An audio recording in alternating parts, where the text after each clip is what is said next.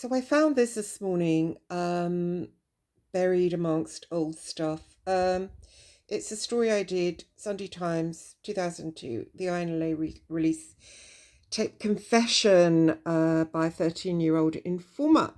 There's my byline.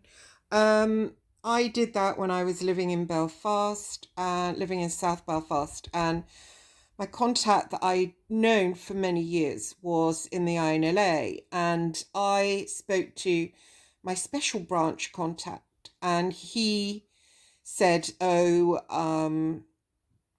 Paul Carson is shooting people in the head in Belfast," and I thought, how come I've never heard that name? So I said to Terry, my contact, who is Paul Carson? And he said it's Dark Cloud. There's Dark Cloud mentioned in the story, you see? The boy says he was asked to watch three named terrorists in Ardoyne. One of suspects is thought to have been involved in the Shankill bombing of 1993. Another is a suspected INLA leader nicknamed Dark Cloud, linked to the shooting of three UVF men on the Shankill Road. So Terry said to me, well, that's Dark Cloud. Now, this guy is called Dark Cloud because when you heard his name, Dark Cloud, you knew that it was going to rain, i.e. he was handy with his Walter PPK, I think he used. And so I said to Terry, what's going on? And he said that the special branch officer was felon setting, i.e. they put the name of whoever they want to get in the minds of journalists. I was out in Belfast working for the Sunday Times at the time. Puts their name in the heads of journalists, and then the journalists will go after them, and that way they will write about them, they'll be in the public eye, and then they will find them easier to get. They did that with Liam Campbell, Real IRA. Liam Campbell was not the Omar bomber, but the BBC put out that he was the Omar bomber. Soon he was arrested for the Omar bomb. I believe he's still in prison. The real perpetrator is actually somebody they had as a grass called Mooch Blair. I spoke to an informant that was loose around London because he hadn't been paid retirement money, who told me all about that. So Mooch Blair actually made the bomb.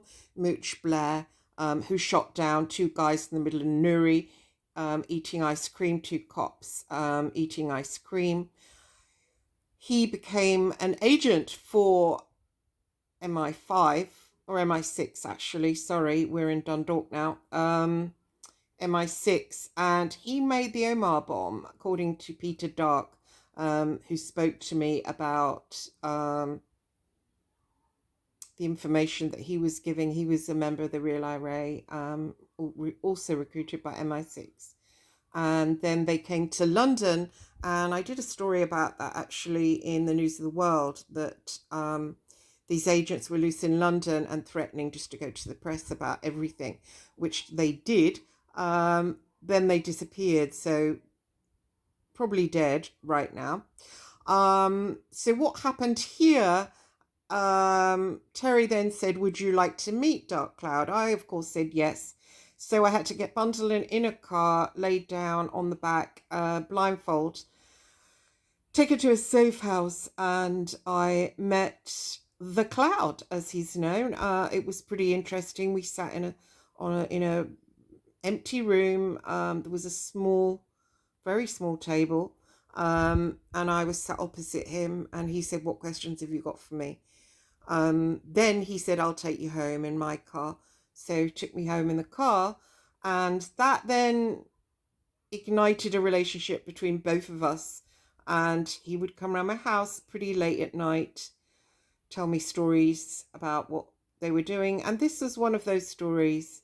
I was taken to a house in the Ardoyne, and I spoke to the mother of the 13-year-old, what had happened. Now, to my horror, the editor, even though it was in my notes about Dark Cloud, I didn't want that in the story because that was my source, that was my contact, but the editor put his name in the story. even Dark Cloud, they don't like being in the news. So that was a strike against me, and it took me many, many months to win back his confidence. We still chat. They were given £7 million. The INLA was given £7 million. I also covered that in a story with the Daily Mail. £7 million to lay down. So since there's not that many INLA guys, so that was quite a lot of money. So at the moment, there's nothing going on out there. So, but they are observing things and interesting, interesting people. I'm considering going back into journalism, um, because I just miss it. So I just wanted to go over that. I found that today. Anybody that's interested in journalism, um, sometimes you should have to have a pair of balls to say, yeah, I will meet such and such. I will do that. I will put myself through that because, they're just people at the end of the day. So again, a lesson on journalism: grow a pair and push yourself. Okay, cheers. Have a good one.